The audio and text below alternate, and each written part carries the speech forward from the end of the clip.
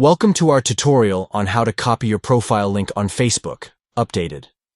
In this video, we will guide you through the steps to easily copy your profile link on the Facebook app for Android devices. Step 1. Open the Facebook app on your Android device. Step 2. Tap on your profile picture located at the top left corner of the screen. This will take you to your profile page. Step 3.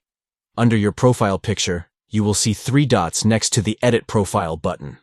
Tap on these 3 dots to access more options. Step 4. At the bottom of your profile picture page, you will see an option to Copy Link.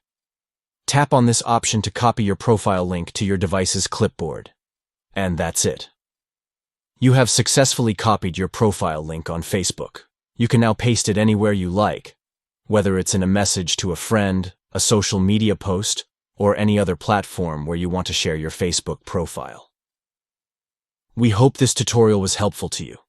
Thank you for watching, and don't forget to like and subscribe for more tech tutorials and tips.